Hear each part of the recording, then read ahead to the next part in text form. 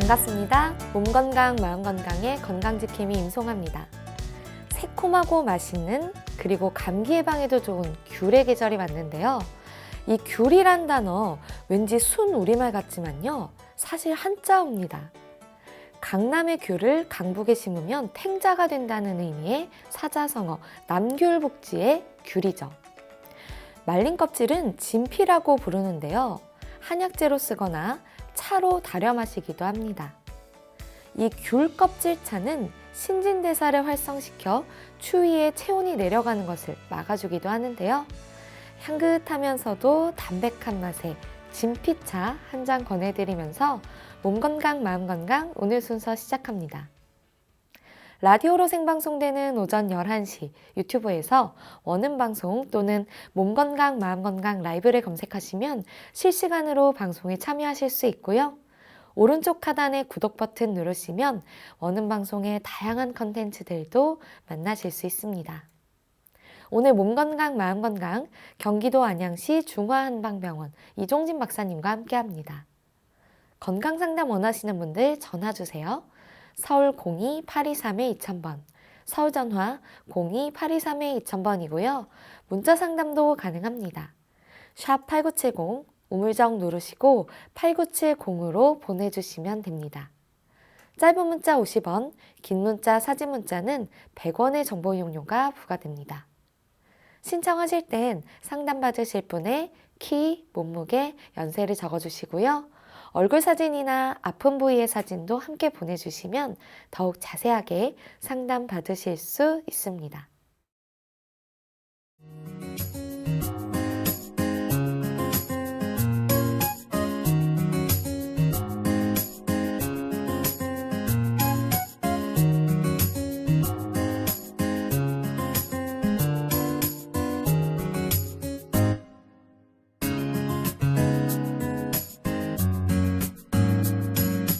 몸 건강, 마음 건강.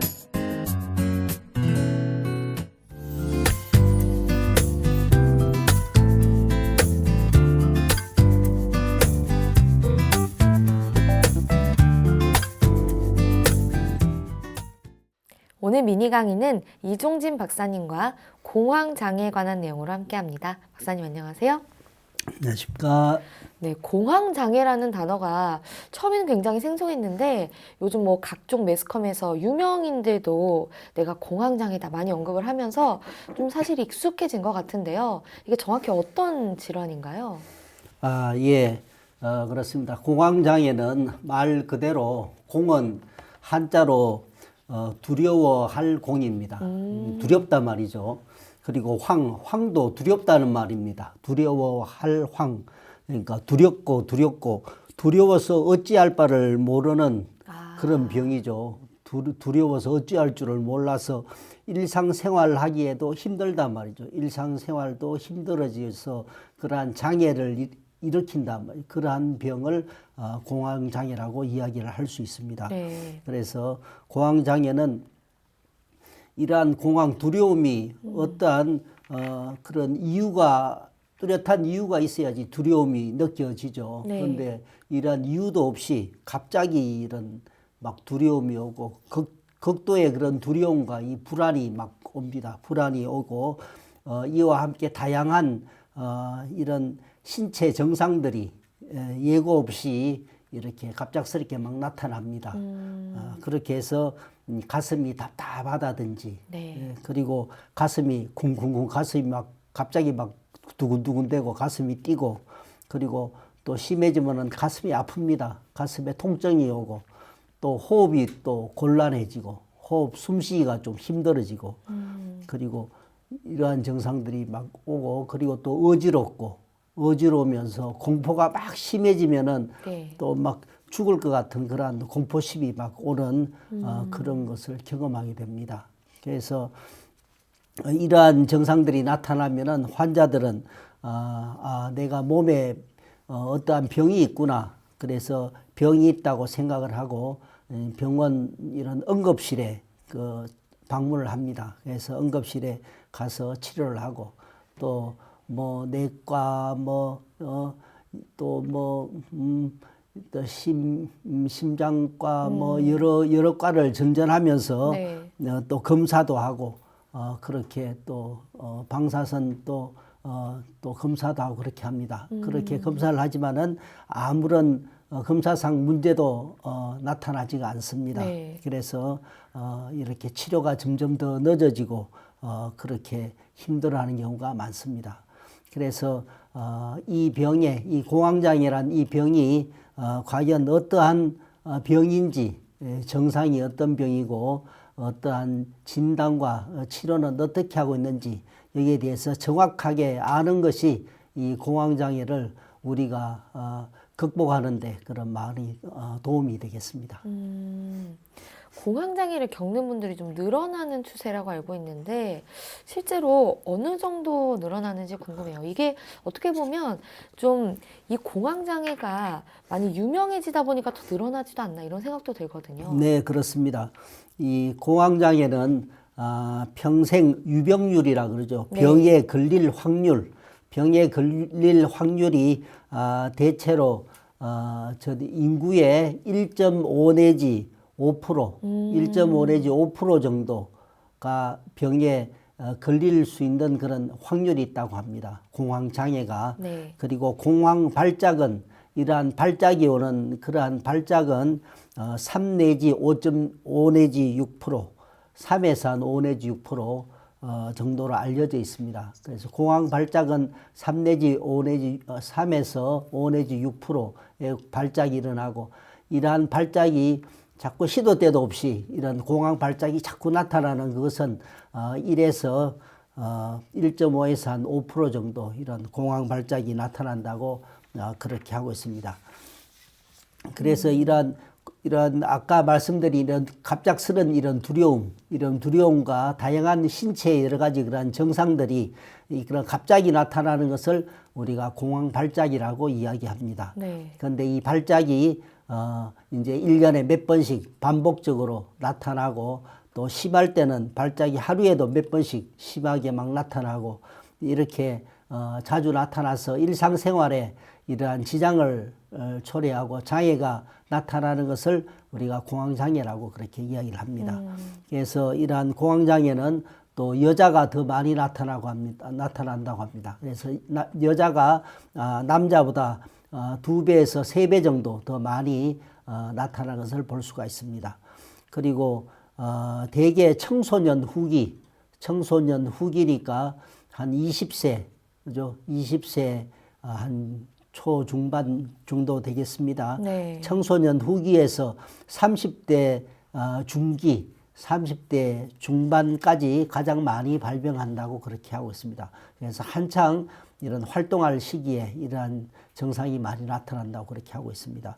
그래서 이런 발병 연령이 이런 청소년, 이런 후기나 이런 30대 중기 이 사이로 주로 많이 나타나고 그렇게 나타납니다. 그리고 일부 연구에 따르면은 전체 성인의 한 30% 정도가 한 차례 이상씩은 공황 발작을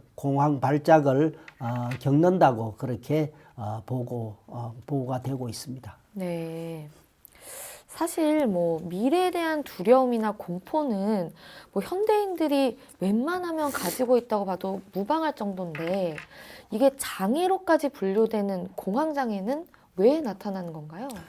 예, 공황장애의 원인은 아직까지도 명확한 원인이 밝혀지지 않고 있습니다. 네. 그래서 여러 가지 원인을 현재까지 연구로서 지금 추정을 하고 그렇게 하고 있습니다. 그래서 이러한 연구 내용을 보면은 첫째는 여러 가지 그런 신체적인 원인에 의해서 여러 가지 신체적인 원인에 의해서 이러한 병증이 올 수 있다고 그렇게 보고 있고, 그리고 두 번째는 어려서 안 좋았던 그런 여러 가지 경험들, 이러한 어려서 이런 상처받은 그런 경험이나 안 좋았던 이러한 경험에 의해서 올 수가 있고, 그리고 외부적인 이런 스트레스가 너무 과하게 지속적으로 스트레스가 왔을 때 발생하는 병으로 우리가 추정을 하고 있습니다. 그리고 또 유전적인 그런 요인에 의해서도 발병에 영향을 준다고 우리가 추정을 하고 있습니다. 그래서 가족력이 있는 경우, 그러니까 집안의 가족 중에 이러한 공황장애가 있는 그러한 가족력을 갖고 있는 경우에는 일반인보다 한 10배 정도 더 올 수 있다고 그렇게 보고가 되고 있습니다. 그래서 이러한 가족력은 그만큼 이제 이 몸도 약하면서 네. 이러한 마음도 아주 여리고, 그죠? 여리고 아주 예민하고 이러한 가족력이 있다면은 더 많이 공황 장애를 나타날 수 있다고 그렇게 보고 있습니다. 네. 증상들은 어떻게 나타나나요? 네, 증상은 공황 장애는 이런 그 예기치 않게 그런 예기치 않게 공황 발작이 반복적으로 이렇게 나타납니다. 나타나서 네. 일상생활에 이런 지장을 초래하는 그러한 병증을 말합니다. 그래서 이런 공황 발작은 원래는 어떠한 위협이 왔을 때 반응하는 그런 우리 몸의 정상적인 그러한 반응이 되겠습니다. 그래서 위협이 왔을 때 막 두려움을 느꼈을 때 내가 막 몸에서 그런 막 긴장을 하고 땀이 나고 하는 공황 상태의 그러한 반응은 정상적인 반응이 되겠습니다. 그래서 이러한 정상적인 그러한 반응인데 이러한 반응이 자꾸 그런 나한테 그런 위협적인 그러한 요소가 없는데도 이런 반응이 나타나는 것이죠.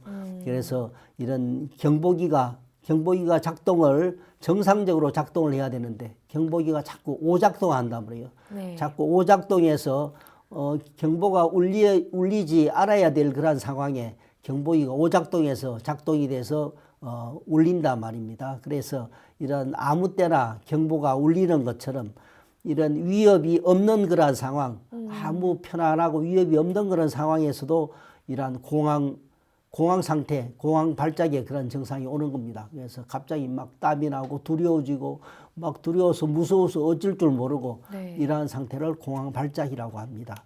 그런데 이러한 공황 발작이 이제 그런 반복적으로 자꾸 계속 이제 1년에 몇 번씩 그리고 심할 때는 하루에도 몇 번씩 공황 발작이 자주 일어나는 게 나타나는 게 문제가 되겠습니다. 그래서 이러한 증상은 첫째는 이런 가슴이 두근두근합니다. 가슴이 두근대면서 심장이 막 뛰고 또 맥박이 빨라지고 네. 그래서 마음을 진정할 수 없는 그런 상태가 되겠습니다.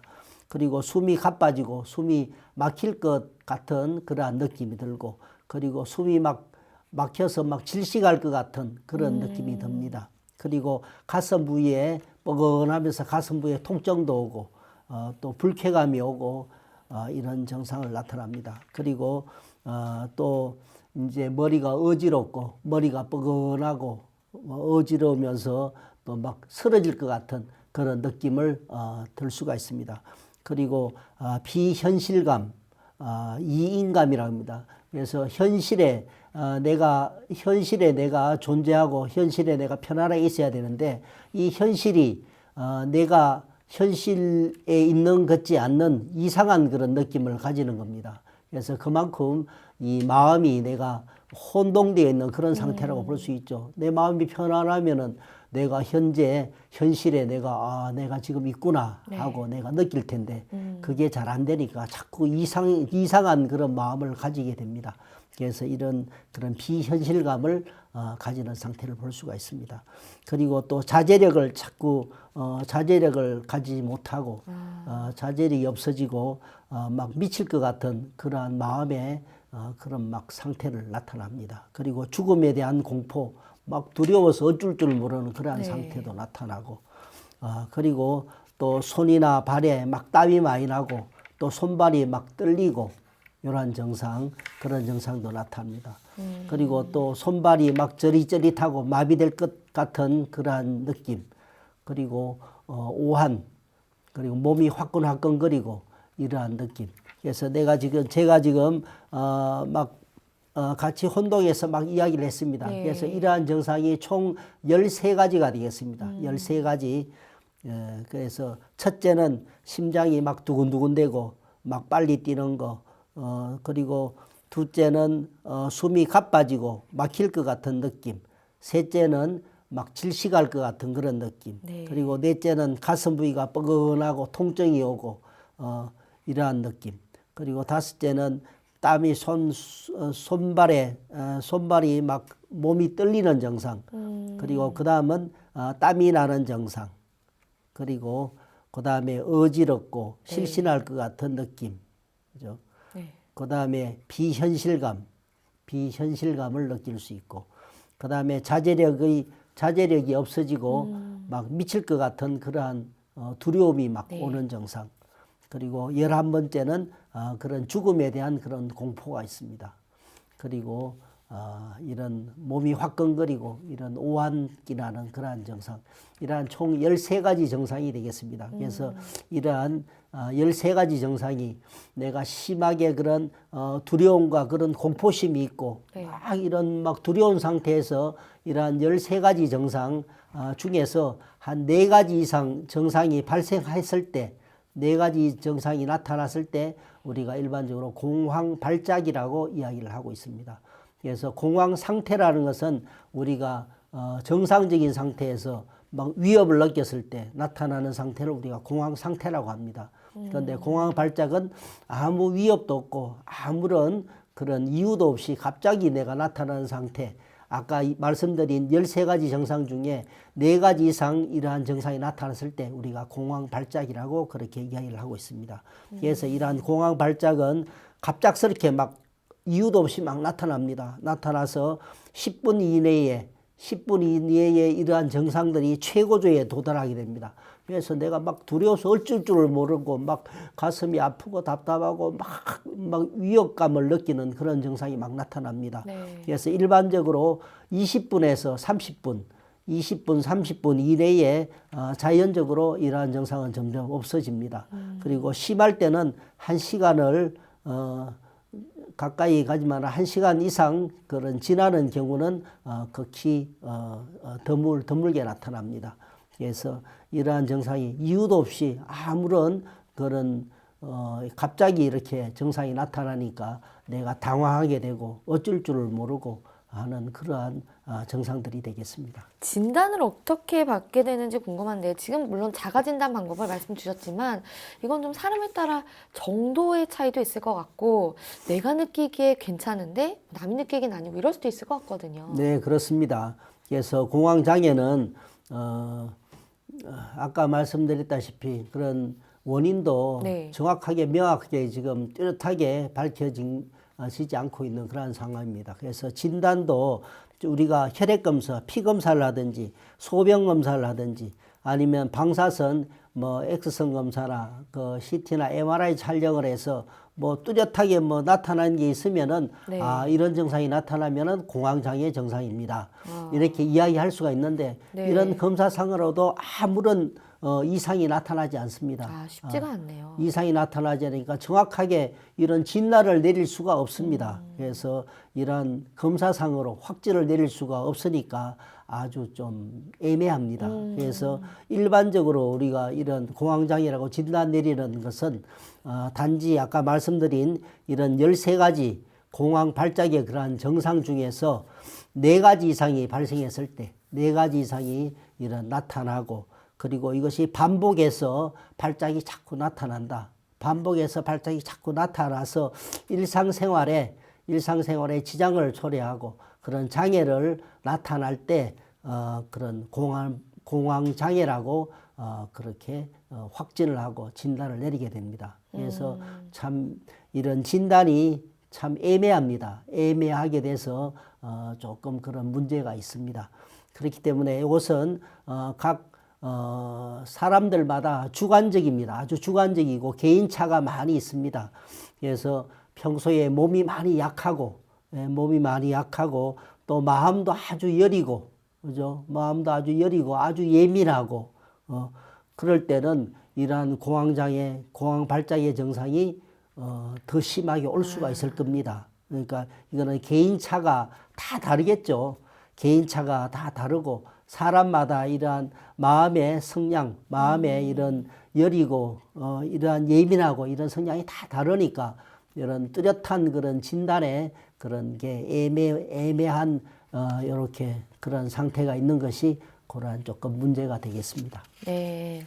교수님, 공황 상태다. 어떤 분들은 공황 발작이다. 뭐 공황 장애다.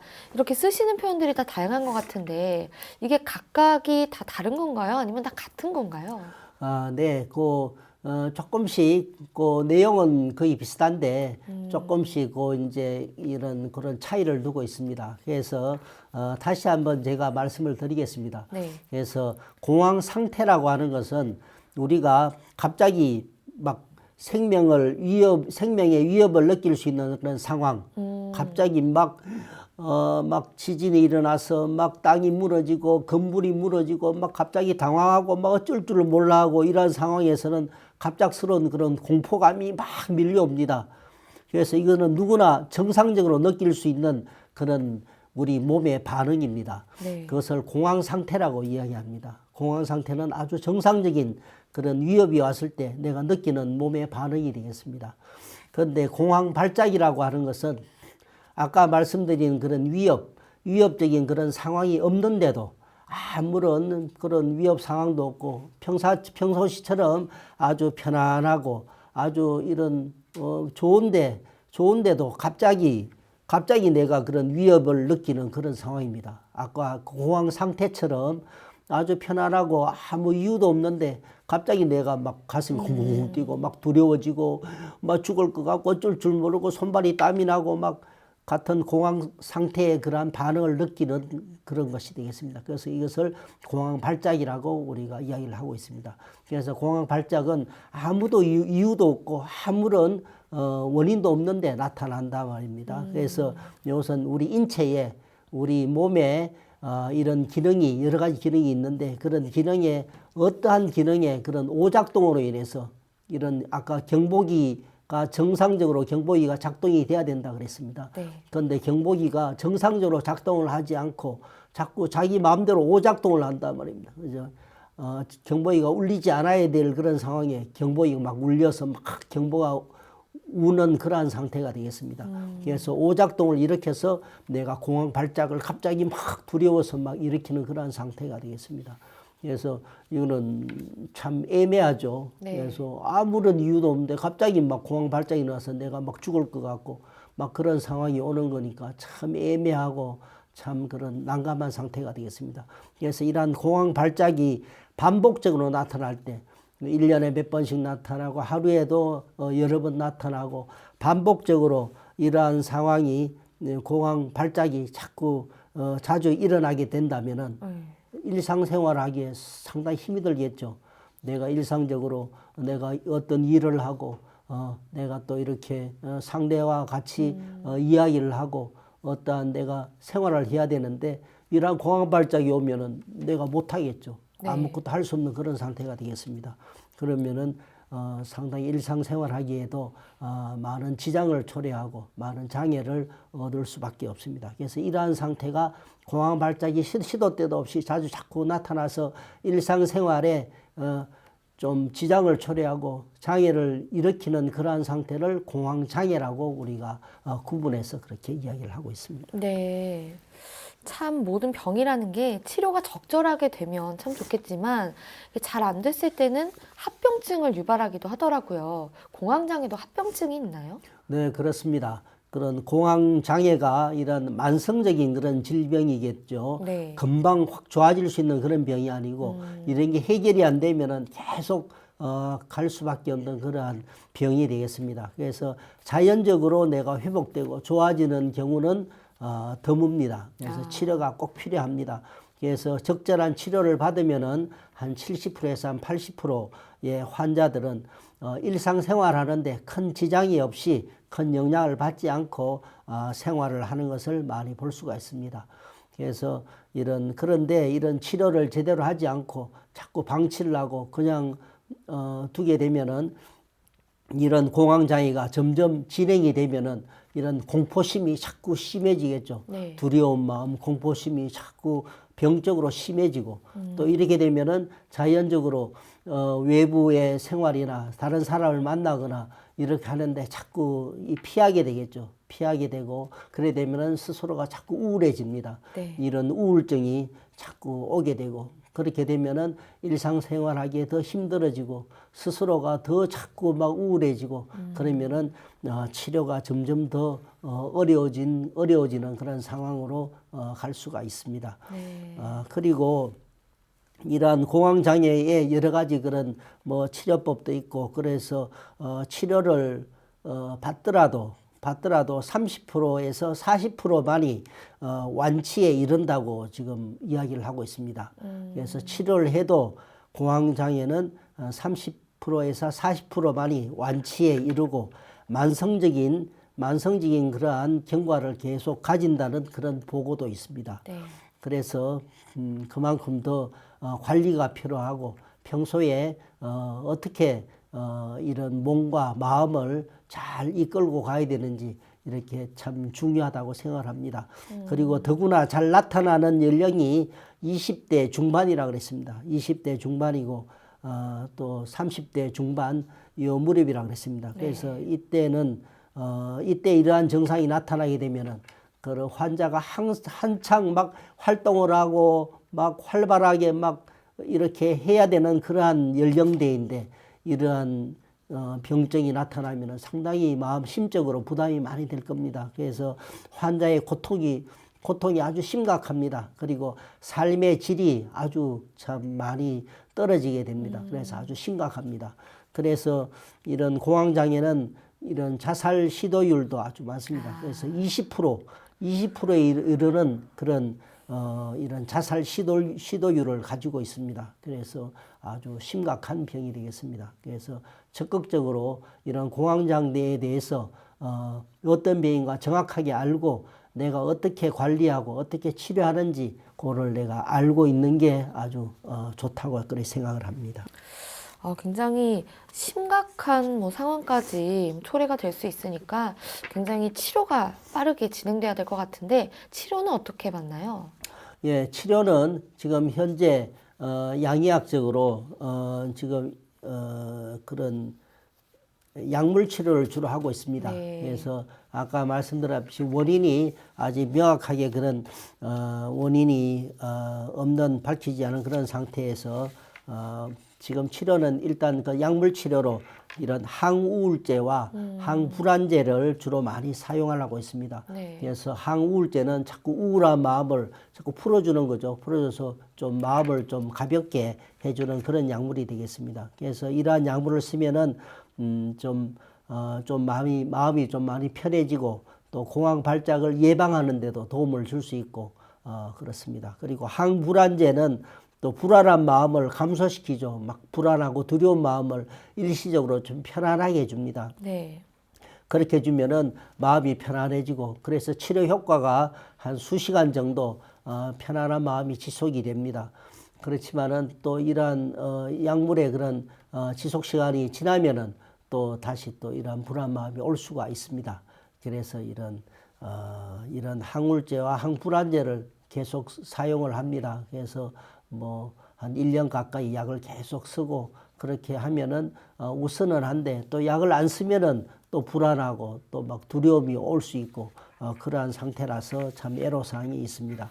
그래서 이러한 가장 큰 문제가 이러한 약물을 계속 또 복용을 하고 또 1년, 2년 계속 먹게 되면은 이런 몸에 그런 약의 내성이 생깁니다. 네. 그래서 내성을 생기면은 점차 약을 늘려가야 됩니다. 약을 한 알 먹다가 두 알, 세 알로 점점 늘려가고 또 강한 단계의 약을 점점 사용을 해야 됩니다.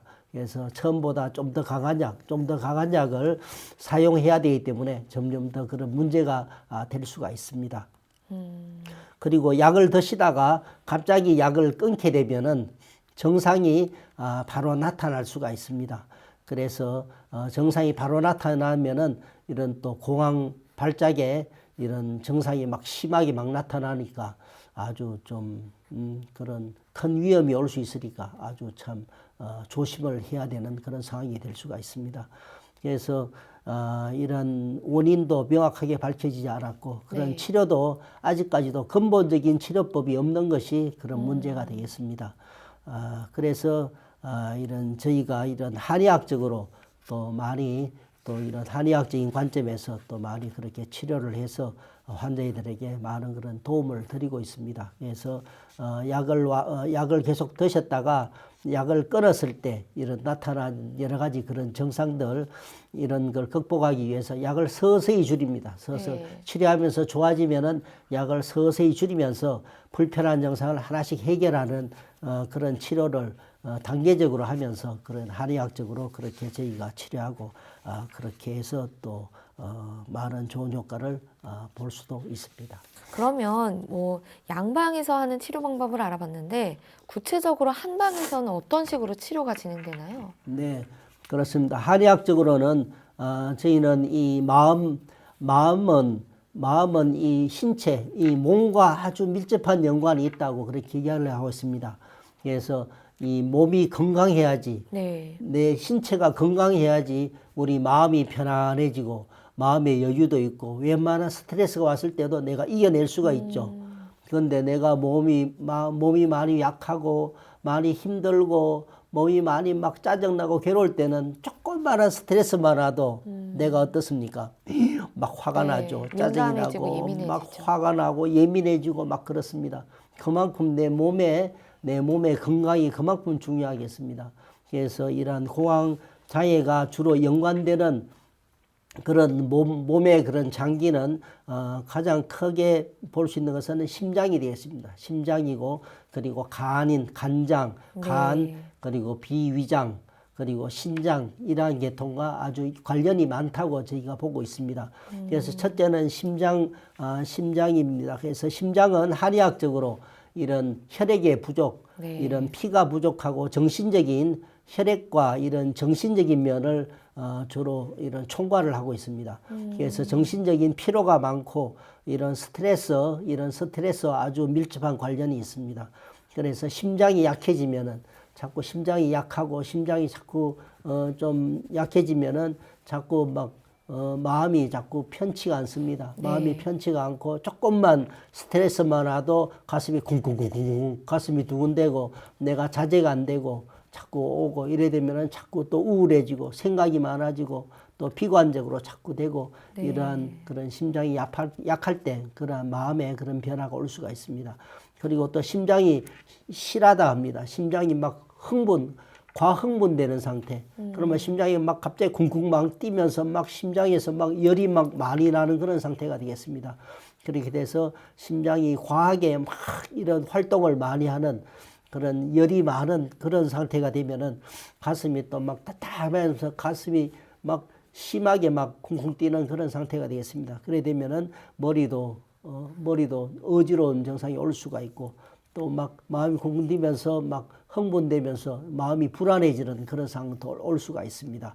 그래서 이렇게 심장이 또 이런 약할 때나 심장이 너무 또 과하게 흥분되어 있는 그런 상태 이런 상태. 그래서 네. 심장이 이런 약해져 있을 때는 심장의 피를 이렇게 도와주고 그 심장을 튼튼하게 해주는 그런 치료를 합니다. 그리고 심장이 아주 막 흥분돼 있고 그리고 열이 많이 막 그렇게 나 있는 그런 상태에서는 이런 심장의 열을 이렇게 좀 내려주고 그리고 마음을 좀 진정을 시키고 편안하게 해주는 그런 치료를 합니다. 그래서 한의학적으로 이런 한약이 이런 역할을 하는 한약들이 아주 좋은 약들이 많이 있습니다.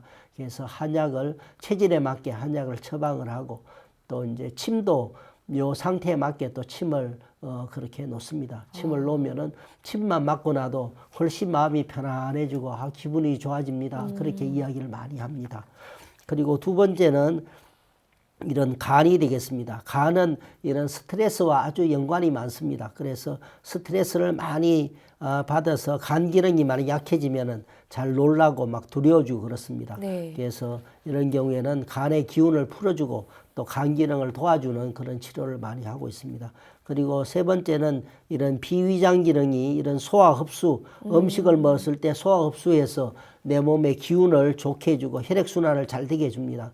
그런데 이런 기능이 잘 되지 못하면은 기운이 자꾸 깔아지고 손발이 저리고 떨리고 생각이 많아지고 불안해지고 이런 마음이 자꾸 오게 됩니다. 그랬을 때 비위장을 튼튼하게 해주고 또 소화도 잘 되게 해주고 또 기운을 또 이렇게 좋게 해주는 그런 치료를 해주면은 또 좋은 것을 볼 수가 있습니다. 그리고 네 번째는 신장 기능의 그런 신장은 선천적인 그런 전기나 원기를 포괄하는 그러한 부위입니다. 그래서 약해지면은 잘 놀라고 막 두려워지고 그러한 상태를 볼 수가 있습니다. 이런 경우에는 신장 기능을 도와주고 그리고 마음을 진정시켜주는 그러한 치료를 하면은 아주 도움을 받을 수가 있습니다. 네. 그래서 공황장애도 이런 뇌 기능과 아주 밀접한 연관이 있습니다. 그래서 뇌 기능을 편안하게 해주는 그런 잡아주는 치료로는 저희가 턱관절 FCSD 그런 치료를 많이 말씀을 드렸습니다. 그래서 턱관절과 이 척추 이런 치료가 아주 중요합니다. 그래서 이러한 턱관절의 좌우 균형과 이런 불균형을 바로 잡아서 몸을 정상적으로 반듯하게 이렇게 해준다면은 머리가 두개골이 정상적으로 반듯하게 잡힙니다. 그래 되면은 두개골에 정상적으로 순환이 되고 그러면은 정상적으로 머리가 편안해지면서 마음까지 편안해지는 네. 그러한 좋은 영향을 받을 수 있습니다. 그래서 그리고 목뼈도 목뼈 1, 2, 3번이 바로 머리와 막으로 직접적으로 연관이 된다 그랬습니다. 그래서 턱관절에 불균형이 일어나면은 경추, 목뼈 1, 2, 3번이 같이 이렇게 틀어집니다. 그래 되면은 머리에도 정상적으로 이런 순환이 되지 않고 불안한 마음이 자꾸 올 수가 있습니다. 그래서 이러한 치료를 같이 해서 해주면은 훨씬 빨리 좋아지는 그런 것을 볼 수가 있습니다. 네, 공황장애에 대해 굉장히 자세하게 말씀을 듣다 보니까 시간이 많이 흘렀는데 그럼 끝으로 치료 사례 하나만 소개 부탁드리겠습니다. 네, 그러겠습니다. 이 환자는 여자 42세입니다. 그래서 네. 한 12년 전부터 공황장애가 계속 나타나서 계속 불안해서 약약을 계속 먹고 있었고 그리고 목 디스크 1년 전부터 목 디스크가 와서 목 뒤에도 많이 아프고 손도 막 아프고 저리고 하는 증상이 나타났습니다. 네. 그러면서 더 심해진 환자입니다. 그래서 새벽에 가슴도 아프고 찌르고 밤에 3번, 4번 정도 깨어나고 목 뒤도 아프고 혈압도 오르고 이런 환자입니다. 그래서 이런 턱에 그러한 턱에 그런 균형도 불균형도 있고 그래서 저희가 턱관절 FCST 치료를 같이 겸해서 했습니다. 네. 그래서 20회 정도 하고 한약도 이 환자는 이런 소양인이고 또 이런 심장 부위도 많이 약하고 그래서 거기에 맞는 그런 한약을 투여하고 2달 동안 치료를 했습니다. 그랬더니 아주 잠도 잘 자고 이런 공황장애도 많이 편해지고 좋은 결과를 가슴도 네. 많이 편해지는 그런 결과를 아주 좋은 결과를 볼 수가 있습니다. 그래서 네. 이런 경우에 적극적으로 한방 치료가 많이 도움을 줄 수가 있으니까 적극적으로 그렇게 했으면 좋겠습니다. 네, 오늘은 공황장애에 대해 알아보는 시간이었습니다. 박사님 오늘도 좋은 말씀 감사합니다. 네, 감사합니다. 네, 미니 강의 오늘은 이종진 박사님께서 공황장애에 대해 자세히 강의해 주셨습니다. 미니 강의 함께 하시면서 궁금한 점 있거나 오늘 주제와 연관 없더라도 평소에 건강 상담 받고 싶었던 분들 전화 주세요. 본인 증상은 물론 가족이나 지인의 증상도 상담 가능합니다. 서울 전화 02-823-2000번으로 전화 주시면 되는데요. 몸 건강, 마음 건강이 라디오로 생방송되는 평일 오전 11시부터 정오 사이에 전화 열어두고 있습니다. 문자로도 상담 신청 받고 있는데요. 문자 참여는 샵8970, 우물정 8970입니다. 짧은 문자 50원, 긴 문자, 사진 문자는 100원의 정보 이용료가 부과됩니다. 건강한 행복을 만나는 시간, 여러분은 지금 WBS 원음방송 건강상담 프로그램 몸건강, 마음건강 함께하고 계십니다.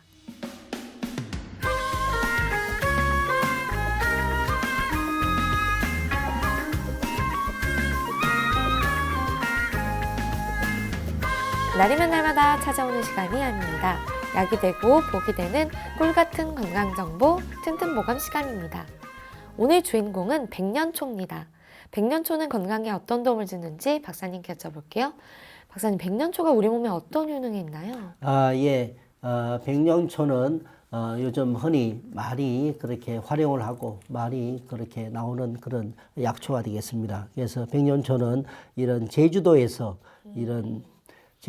많이 자생을 하고 있는 그런 약초가 되겠습니다. 네. 그래서 백년초는 아주 이런 선인장이 넓적하죠. 손바닥만하게 네. 손바닥만하게 넓적한 그런 선인장이 되겠습니다. 그래서 거기에 이제 손바닥만이 넓적한데 거기에 이제 열매가 빨간 열매가 이렇게 여러 개 이렇게 달리게 됩니다.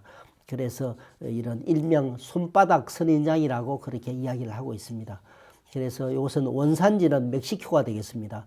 멕시코 원산지에서 지금 요즘은 그런 제주도에서 많이 자생을 하고 있습니다. 그래서 이러한 백년초는 100가지 병을 고칠 수 있다.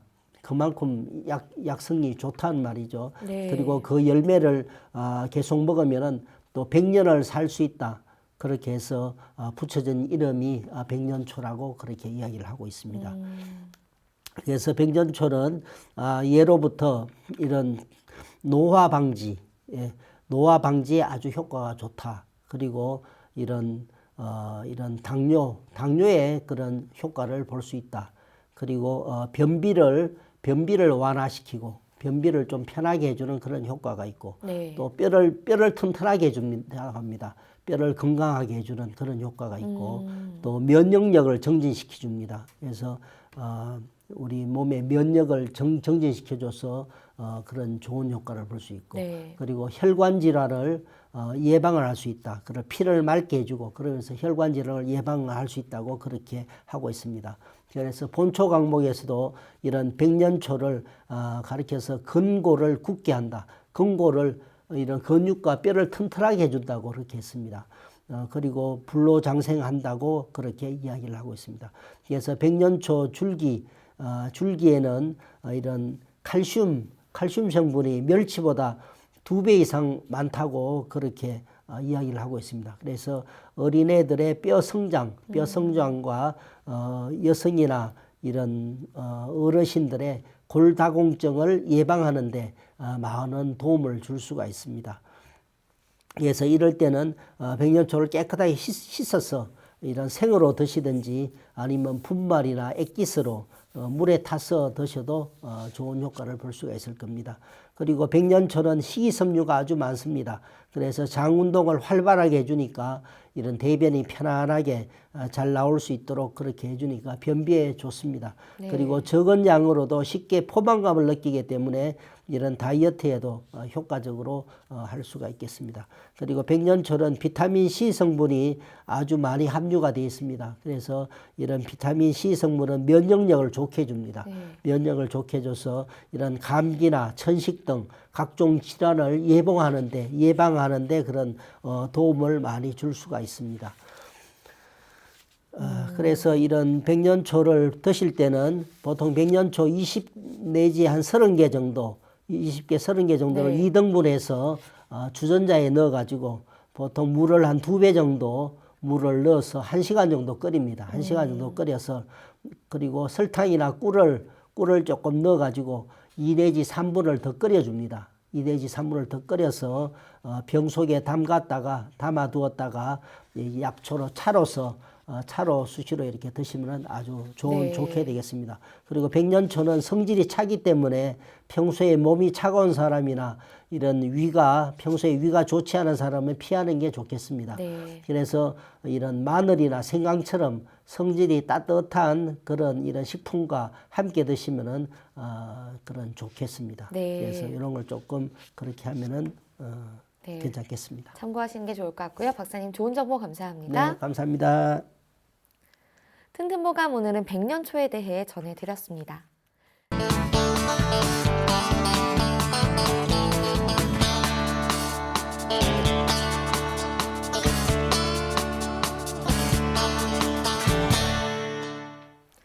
자, 그럼 오늘의 건강상담 시작해 볼 텐데요. 건강상담은 체질이나 상황에 따라 개인차가 있을 수 있다는 점 미리 말씀드립니다.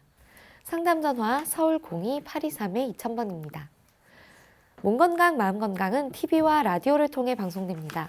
원음방송 TV는 스카이라이프 채널 187번, KT올레 TV 239번, SKBTV 309번, LG 플러스 278번, 딜라이브 239번, CJ 헬로 238번, 현대 HCN 549번, 제주 KCTV 375번, 금강방송 796번입니다.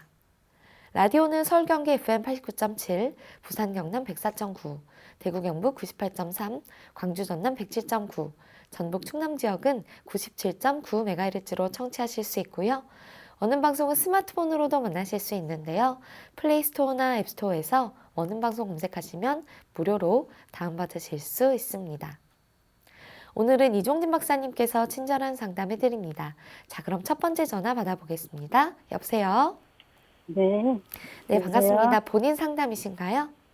네. 네, 키, 몸무게, 그리고 연세가 어떻게 되십니까?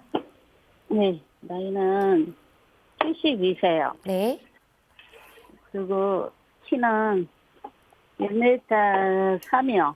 네, 그리고 몸무게는 50이 안 돼요. 아, 네. 지금 제 옆에 이종진 박사님 계십니다. 편하게 상담 받아보세요. 네, 안녕하십니까? 네, 안녕하세요. 네, 어디가 편찮으십니까? 네. 네, 턱관절이요. 예, 되게 많이 아파갖고 있는데, 예, 네, 지금 이제 침을 맞고 많이 좋아지고 있는데, 예, 그게 이제 어느 정도나 뭐 안 아프면 그만두는가, 이제 머리가 많이 좋아지고 예, 또 이게 이제 자꾸 취한 것도 조금씩 덜하고, 예, 그리고 이상하게 막 저녁 되면 막 음식이 땡기고 그래갖고 저녁을 또 먹고 자면은 막 취하고, 예, 그래가지고 그게 궁금해가지고 예, 진짜 되게 많이 오래됐어요. 한 10년은 좀 안 됐는데, 예, 그래서 또 이제 전문가 그 병원을 찾으러 다녔는데 주사 맞고 이런 거는 나한테 안 맞는 것 같은데, 이제 침을 집 앞에서 많이 맞고 예, 또 그래도 잘 되돌아오고 역류가 되고 막 그러는 거예요. 예, 그래서 이제 더 조금 난데 또 친구한테 어떻게 하다가 연결이 돼갖고 아, 갔는데 물리치료도 얼굴에다 해주고, 근데 침도 얼굴에다 많이 어깨에 놔주고 그러다가 한의원 너무 많이. 치료를 주로 받으신 것 아, 같은데 예, 예, 어떻게 예, 예. 좀 턱관절이 좀 더 아, 개선되길 예, 예. 원하시나 봐요. 예, 예. 그 턱관절 네. 치료는 네. 턱관절이 이런 양쪽 좌우가 있습니다. 그 좌우의 턱관절이 이 균형이 맞아서 편안하게 이렇게 되도록 해줘야지 근본적으로 좋아집니다. 그런데 턱관절의 좌우 균형이 맞지 않아서 틀어진 상태에서, 틀어지게 되면 신경이 아무래도 눌리게 되고 그 부위에 네. 근육이 뭉치게 됩니다. 그러면은 아, 예. 턱관절을 벌리고 닫을 때, 움직일 때 그런 아프고 통증이 오고 또 소리도 나고 그 부위가 네. 또 자꾸 입도 못 벌어지고 여러 가지 그런 증상이 오게 됩니다. 그래서 그렇게 됐을 때 네. 일반적인 병원에 가시면은 그 이런 네. 그 부위에 뭉쳐 있고 근육이 뭉쳐 있고 이런 통증 있는 부위에 또 이런 침도 놓고 주사도 놓고 또 이런 약물 치료도 하고 물리 치료도 하고 그렇게 합니다. 하면은 네. 그때는 네. 우선은 좀 편해집니다. 우선은 좀 네. 괜찮아지고 하는데 또 네. 이제 근본적으로 양쪽 턱관절의 균형이 맞지 않으면은 또 그렇겠죠, 그죠? 우리 턱관절은 계속 음식을 먹고 말도 하고 계속 사용을 해야 되는데, 그래서 네. 이 근본적으로 턱관절을 이런 양쪽 턱관절의 균형을 잡아주는 근본적인 치료를 하지 않으면은 물리치료나 침 맞고 우선은 괜찮아지는데 또 그렇고 그렇습니다. 네. 어머니, 그래서 우선은 그래서 그렇게 하시고 네. 근본적인 치료를 하시려면은 이런 턱관절 FCST 그런 근본적인 치료하는 그런 병원들이 있습니다. 그래서 그런 네. 병원에 가서 치료하시면은 근본적으로 좋아질 수가 있습니다. 네, 박사님 말씀 참고하셔서 턱관절 치료에 도움이 되시기를 바라겠습니다.